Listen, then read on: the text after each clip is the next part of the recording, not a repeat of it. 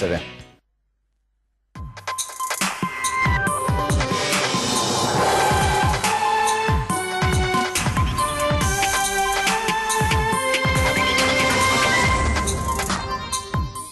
Ancora tragedie sulle strade venete. A Montebelluna 19enne finisce con l'auto contro un muro di cemento. A Gambellara 40enne in bicicletta travolto ed ucciso. La Commissione Tecnica della Regione Veneto sulla questione dell'inquinamento da FAS chiede l'avvio del procedimento di sospensione di tutti gli impianti chimici della Miteni. 73enne di Martellago, macellaio in pensione, muore a causa del morbo della mucca pazza, lottava da 3 anni contro la terribile malattia. Taglio ai vitalizi, l'attacco dell'avvocato Maurizio Panizza, legali di alcuni degli ex parlamentari contro il provvedimento firmato alla Camera dai 5 Stelle, illegittimo e incostituzionale.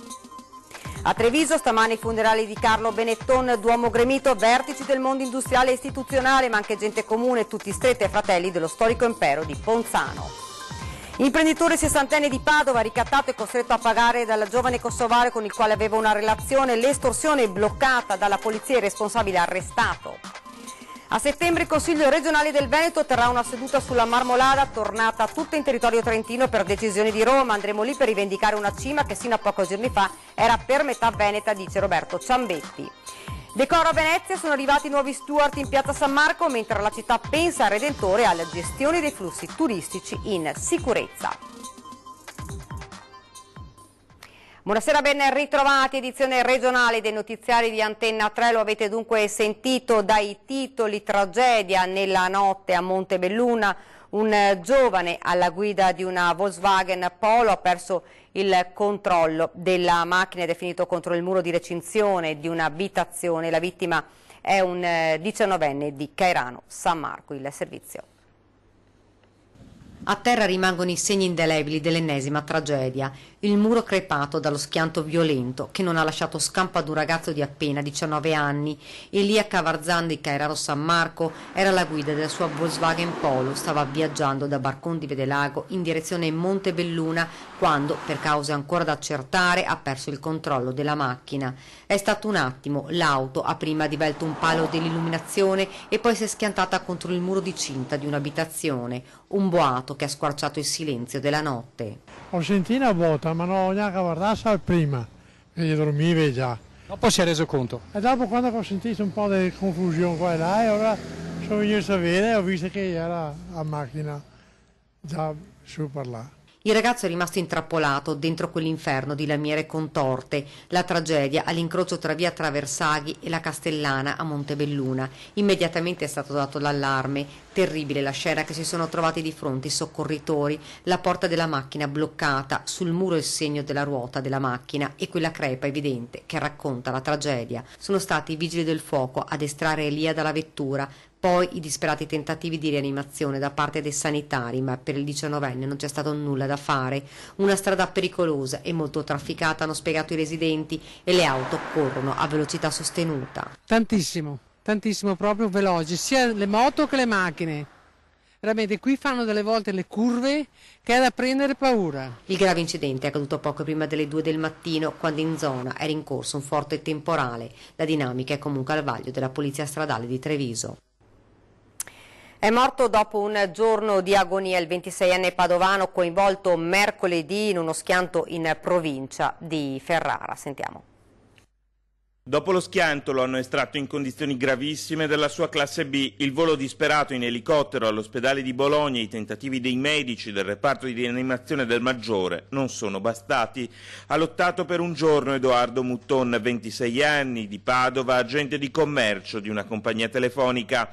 Le ferite riportate nello schianto si sono rivelate troppo gravi. Il giovane era rimasto coinvolto mercoledì mattina in un incidente lungo la statale 16 Adriatica tra Runco e Quartiere a Portomaggiore in provincia di Ferrara. Spetterà agli agenti della stradale di Argenta stabilire l'esatta dinamica dell'incidente avvenuto verso le 10:30 sulla statale 16 in prossimità dello svincolo per Quartiere a Portomaggiore.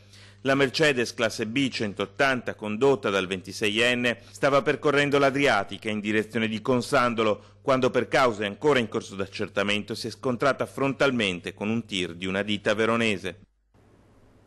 E purtroppo dobbiamo registrare un'altra tragedia della strada, questa volta a Gambellara, in provincia di Vicenza. Un ciclista è stato travolto da un'auto ed è morto. Gambellara, ennesima tragedia della strada, vittima un 50enne di origini indiane del Punjab. È da poco passata l'1 del pomeriggio, quando l'uomo sta percorrendo la strada regionale 11 dal centro di Gambellara in direzione Vicenza. Quando all'altezza di via Canova l'uomo sterza bruscamente, forse con l'intenzione di svoltare nella via, ma non si accorge, probabilmente, che lungo la sua stessa direzione di marcia è in arrivo anche un'auto, una Mercedes classe A, alla cui guida vi è un 41enne di Lavagno, in provincia di Verona. Violento ed inevitabile l'impatto che lascia sull'asfalto privo di vita il 50enne indiano, qualche metro più in là la sua bicicletta. Sul posto, per i rilevi, la polizia locale del consorzio Vicenza Ovest, Arzignano, i carabinieri e il SUEM. Chiusa in quel tratto la regionale 11 e traffico deviato fino alle 15.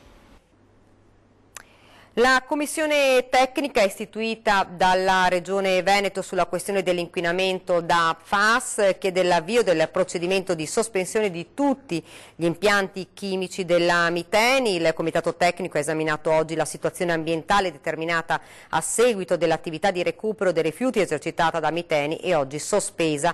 Tutte le attività di verifica e controllo relativamente alla problematica Genex sono state attuate dagli enti competenti, si sottolinea, nei tempi minimi necessari per garantire la tutela dell'ambiente. La Commissione ha convenuto sulla necessità che la provincia di Vicenza emani formale diffida nei confronti di Miteni ad eseguire entro 30 giorni le verifiche sulla tenuta e funzionalità di tutti gli impianti presenti nel sito. Obiettivo di queste verifiche è l'accertamento di eventuali fuoriuscite di prodotti dalla ditta che possono contaminare la falda. E nel pomeriggio è giunta la nota di Miteni, ne confermiamo la massima disponibilità a far verificare anche questa volta i nostri impianti. ARPAV è venuta 103 volte in stabilimento negli ultimi 18 mesi e se ora vuole controllare anche la tenuta dei tubi avrà come sempre la nostra piena collaborazione. Abbiamo subito fornito più controlli di tutte le aziende del territorio che usano PFAS messe insieme, questo nonostante l'Agenzia dell'Unione Europea abbia documentato che vengono utilizzati in Veneto PFAS e precursori PFAS in volumi di centinaia di tonnellate ogni anno e che il Tribunale Superiore delle Acque Pubbliche un anno e mezzo fa abbia indicato chiaramente di cercare tra gli utilizzatori l'origine delle fonti di inquinamento. Ed ancora un grave infortunio sul lavoro in provincia di Padova, un operaio è ricoverato in prognosi riservata. È ricoverato in prognosi riservata all'ospedale di Schiavonia un operaio rimasto vittima di un incidente sul lavoro alla Gimi di Monselice. Il 33enne stava lavorando con un muletto, dal quale poi è rimasto schiacciato durante una manovra, subendo la frattura di una gamba e un leggero trauma toracico. Appena pochi giorni fa un piccolo imprenditore ha perso la vita cadendo da un'altezza di circa 3 metri alla Maus di Campodarsego. L'allarme sicurezza sul lavoro in provincia di Padova rimane alto, scoppiato in tutta la sua drammaticità con l'incidente del 13 maggio ad Acciaierie Venete, un morto e 2 feriti gravi, sfociato poi nella manifestazione regionale di Padova del 26 maggio, la richiesta di un intervento a tutti i livelli per aumentare la sicurezza. Il governo ha già compiuto un atto apprezzabile perché ha dedicato la prima seduta della Camera a questo tema. Al governo chiederemo soprattutto coerenza, perché non si può da un lato dire voglio combattere questa battaglia per ridurre gli infortuni e dall'altro ad esempio, manomettere il testo unico sugli appalti. Sul tema è stato aperto anche un tavolo in regione voluto dal presidente Luca Zaia per risolvere un problema emerso parallelamente ai segnali di un inizio di ripresa economica registrati nell'ultimo periodo. Cronaca, è morta all'ospedale di Mirano Sergio Fusaro, 73enne di Martellago, che da 3 anni lottava contro il morbo della mucca pazza. Fusaro aveva gestito fino agli anni 90 una macelleria a Marocco di Mogliano ed in seguito aveva lavorato con la stessa mansione in alcuni supermercati della zona. Come ricorda la moglie Angela, al momento della diagnosi i medici gli avevano dato al massimo 1 anno di vita, invece a dispetto delle previsioni e grazie alla sua tenacia è riuscita a vivere più di 3 anni rimanendo a lungo semi-autosufficiente, nonostante una possibile contaminazione dovuta alla carne bovina. Rovina non si è mai avuta la certezza di come Fusaro abbia contratto la malattia e per questo motivo l'unità operativa dell'ospedale di Vicenza è stata autorizzata ad eseguire un'attenta autopsia. Ed ora invece torniamo a parlare del taglio ai vitalizi. Oggi l'attacco dell'avvocato Maurizio Paniz, legali di alcuni degli ex parlamentari contro il provvedimento firmato alla Camera dai 5 Stelle. Lo abbiamo raggiunto al telefono, sentiamo che cosa ci ha detto. Non c'è nulla da festeggiare, anzi c'è soltanto da essere amareggiati perché vengono storpiati principi essenziali di uno Stato di diritto. Si è intervenuti con una delibera dell'ufficio di presidenza della Camera per eliminare dei diritti consolidati dei cittadini italiani, in questo caso di ex parlamentari, aprendo la strada a un intervento che tocchi le pensioni di tutti i cittadini italiani, pensioni d'oro o non d'oro, per determinare dei danni a gente che ha lavorato una vita e che ha diritto di vedere il frutto del proprio lavoro non limitato improvvisamente da provvedimenti di questo genere. Credo che verranno formulati dei ricorsi, verranno inoltrati e seguiti con ogni attenzione, non ho nessunissimo dubbio sul risultato finale perché come ripeto già emeriti giuristi della Corte Costituzionale si sono espressi evidenziando l'illegittimità e l'ingiustizia di questo tipo di provvedimento. È proprio sbagliato dal punto di vista del diritto ed è inaccettabile in uno Stato che dovrebbe essere regolamentato da regole ben precise. Ed ora è il caso della nave di migranti sbarcata a Trapani per ordine del Capo dello Stato. Salvini smentito e scavalcato l'ira del segretario veneto del Carroccio, atto illegittimo. Scontro al vertice e lo sgambetto di Mattarella a Salvini acuisce ancora di più la distanza tra i due soci di governo, Lega e Movimento 5 Stelle, con il leader pentastellato Di Maio che oggi plaude all'intervento risolutivo del Quirinale. Sorpreso, amareggiato, chi ha deciso il mio posto ne risponderà. Ha affidato in un primo momento a queste parole il suo pensiero, Matteo Salvini, dopo aver saputo che il Capo dello Stato aveva sbloccato lo stallo della nave Diciotti con i 67 migranti a bordo e che attendeva di attraccare a Trapani. E che vi fosse sconcerto nel Carroccio lo dimostrano anche le parole di fuoco del numero 1 veneto del partito, Gian Antonio D'Arè, ieri sera a Focus. Non è nelle sue funzioni. Non è nelle funzioni del Capo dello Stato smentire o indicare, può dare delle indicazioni, dei consigli, ma il Capo dello Stato non può entrare nel merito di una cosa come questa. Vuol dire che siamo passati ad una repubblica presidenziale.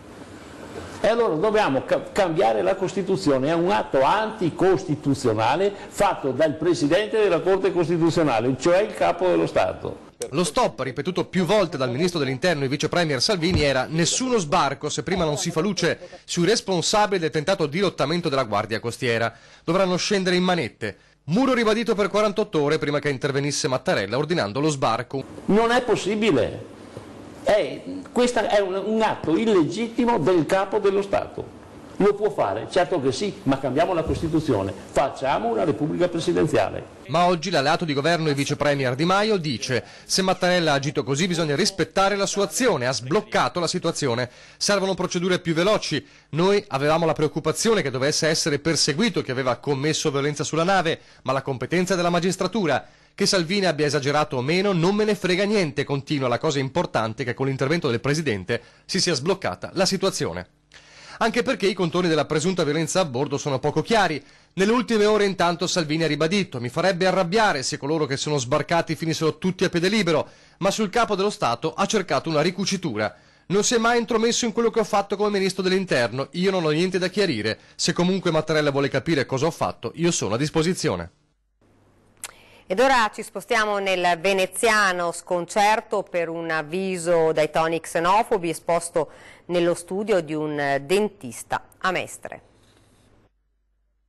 È bufera su un dentista mestrino reo di avere affisso nel suo studio un cartello in cui rende nota l'aggressione di sua moglie al parco della Bissuola. Fin qui nulla di strano, si dirà, se non che i toni usati per specificare l'identità dell'aggressore, un uomo di colore, sono stati ritenuti dispregiativi al punto da far decidere l'ordine dei medici di prendere le distanze dal suo iscritto e dalle sue affermazioni.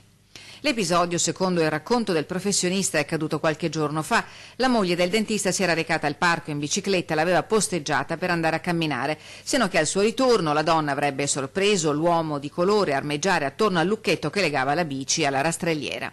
L'individuo l'avrebbe spintonata, poi buttata a terra e avrebbe cercato di rubarle la bicicletta e il telefono. Tentativo reso vano dall'intervento di un passante, le cui grida d'aiuto hanno fatto dileguare l'aggressore. Sui toni usati il medico non arretra e annuncia che non appena la moglie si riprenderà dallo shock andrà a denunciare l'episodio alle forze dell'ordine.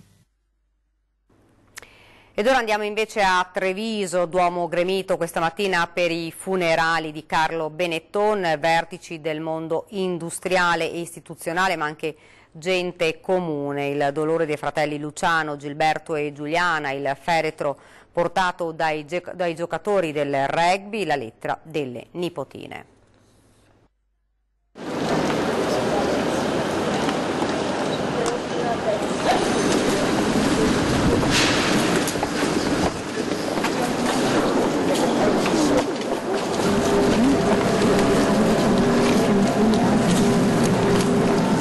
C'è la Treviso dai suoi 1000 volti per l'addio a Carlo Benetton. Nell'area del Duomo, che si ferma quando scoccano le 10, c'è la gente comune al di là della strada ad osservare quell'atmosfera sospesa. C'è il mondo dell'industria e della finanza anche al di fuori dei confini della Marca e del Veneto.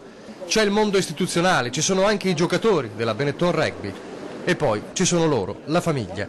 Luciano, Gilberto e Giuliana, rimasti in 3 dopo la scomparsa del fratello più giovane, la compagna di Carlo, i figli, i nipoti. È il saluto a uno dei fondatori di un'avventura che continua ma che ha perso un suo pezzo di storia, fatto di originalità, inventiva e senso di libertà.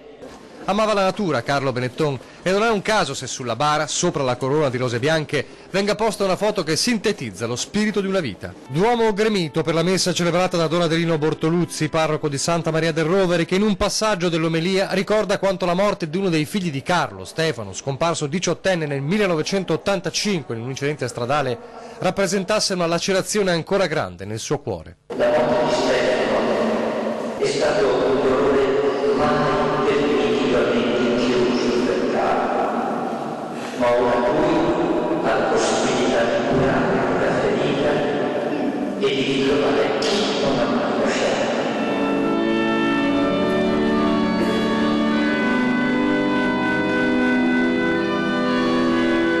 Poi sull'altare salgono anche le nipoti, per un commosso ricordo.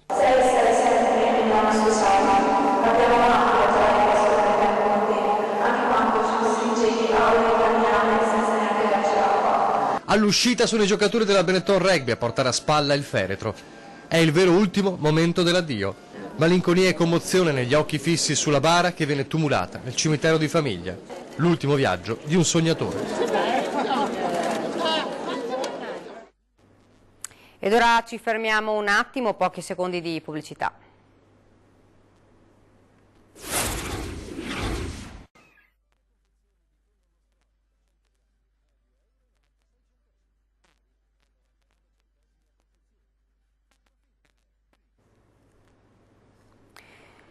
Siamo tornati nuovamente in studio, siamo sempre alla cronaca ricatto hard per un imprenditore 60enne di Padova, l'estorsore si trova in carcere. Dal 2012 aveva una relazione sentimentale con uno straniero conosciuto per motivi di lavoro, un rapporto alla pari fino a quando il 33enne non ha detto al 60enne padovano che la moglie aveva trovato una chiavetta USB in cui di nascosto erano stati filmati i loro rapporti intimi. A quel punto il giovane straniero ha spiegato di volere dei soldi ed era riuscito a farsi consegnare 124.000 euro, riducendo il 60enne praticamente sul lastrico. È stato proprio l'imprenditore a chiedere aiuto alla polizia. Gli agenti della mobile e della postale sono riusciti ad arrestare il 33enne. Secondo quanto ricostruito, l'imprenditore era completamente assoggettato psicologicamente e economicamente al suo estorsore, che aveva raccontato di essere a sua volta vittima delle pressioni psicologiche della moglie. Le indagini dei movimenti finanziari e le intercettazioni ambientali hanno permesso di ricostruire il quadro. All'ultima consegna di denaro in un campo sportivo allo scambio di un assegno di 10.300 euro sono intervenuti i poliziotti che lo hanno arrestato. Il pubblico ministero ha già chiesto il giudizio immediato dell'uomo che si trova in carcere. Operazione della Guardia di Finanza smantella un giro di usura, in manette una badante filippina e un bengalese. Schio prestavano denaro a tassi di interesse elevatissimi a connazionali. La Guardia di Finanza di Schio ha arrestato nell'ambito dell'operazione denominata Pecunia un cittadino bengalese e una filippina che come copertura lavorava come badante presso un ignaro anziano. A seguito delle perquisizioni finanziarie hanno trovato occultati negli abiti dell'uomo complessivamente 11.000 euro in tagli da 50 arrotolati in mazzette piuttosto che in buste da lettere, trovati preziosi e brillanti per un peso complessivo di 250 grammi e soprattutto i libri mastri dei prestiti concessi e degli interessi da riscuotere. Dall'incrocio dei dati finanziari hanno individuato allo Stato decine di cittadini stranieri, molti dei quali già sentiti, residenti nelle province di Vicenza e Padova, che si rivolgevano ai presunti due usurai. Il modus operandi era ormai consolidato e prevedeva che, a fronte della concessione del prestito, il debitore si obbligasse a pagare mensilmente una quota di interessi da corrispondere senza soluzione di continuità, fino a quando, e questa era la condizione pressoché impossibile da raggiungere, la vittima fosse stata in grado di restituire in un'unica tranche l'intera somma ottenuta. La donna poi era arrivata a trattenere in pegno i documenti di identità e ricattare alle vittime di svelare il debito contratto. La filippina pizzicata in flagranza, mentre un'altra cittadina asiatica le consegnava una somma di 1.300 euro, davanti ai finanzieri ha tentato la scusa di fungere da mero tramite per la consegna delle somme, ma non è stata creduta e sono scattate le manette. Sono sempre più le aziende venete che scelgono di investire in Spagna per una serie di motivazioni, ce le spiega l'avvocato Marco Bolognini che si occupa di affiancarle.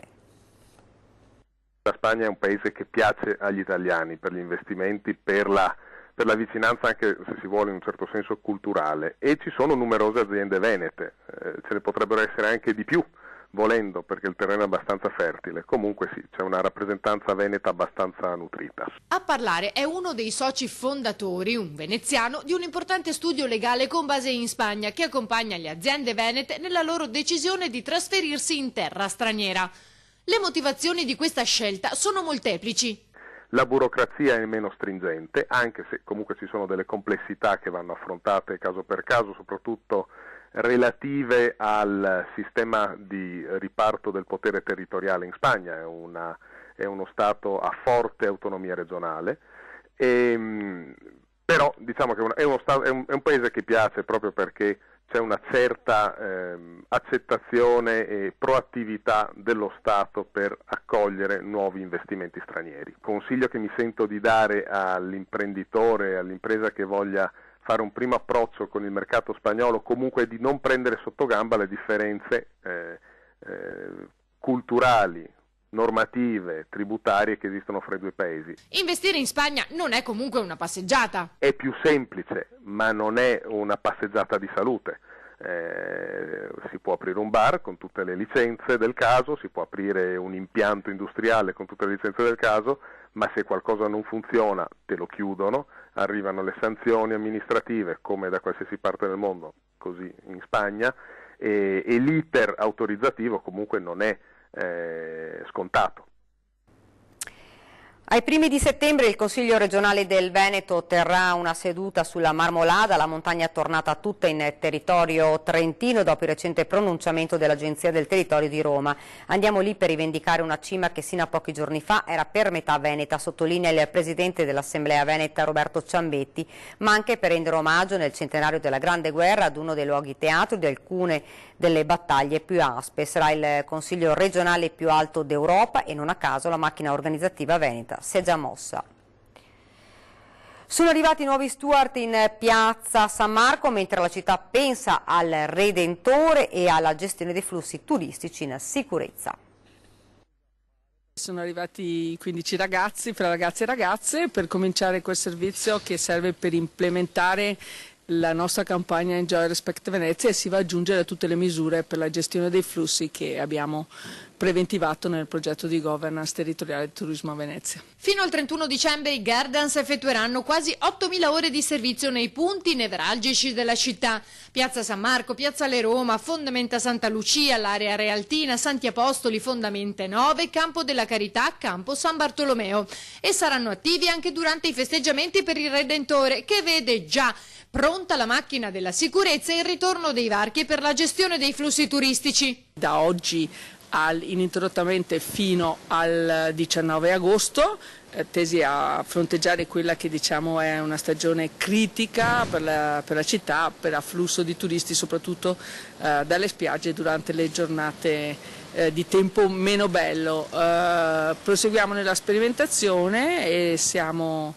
fiduciosi che questo serva come è servito la volta scorsa, da deterrenza, per fare in modo che i turisti non si affollino sempre nei soliti posti e seguono sempre le solite calli o strade nel concetto della strada nuova. Massima sicurezza dunque. Saranno messi in campo 35 mezzi nautici e unità navali di forze di polizia e sicurezza e di enti e associazioni di supporto, coordinati da un centro operativo della Guardia Costiera ormeggiata a San Zaccaria. Se ci sono situazioni che possono mettere a rischio la sicurezza dei cittadini e dei turisti, si provvederà a chiudere i varchi.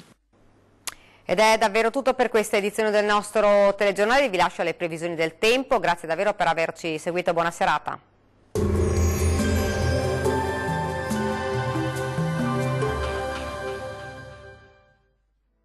Ben ritrovati al meteo. Bel tempo ma qualche disturbo sulle nostre regioni. Vediamo il dettaglio di sabato 14 luglio. Sul Veneto sarà bel tempo nella prima parte della giornata, con ampio soleggiamento un po' su tutti i settori. Dal pomeriggio si accenderà l'instabilità sui rilievi del Bellunese, con qualche rovescio temporale, sempre buono invece altrove. Temperature minime tra 17 e 20 gradi, massime piuttosto calde, comprese tra 28 e 33 gradi. Diamo uno sguardo alla situazione del Friuli Venezia Giulia. Bellissima mattinata all'insegna del sole su tutti i settori. Il cielo sarà poco o parzialmente nuvoloso ovunque. Dal pomeriggio qualche addensamento anche con occasionali rovesci sui settori alpini.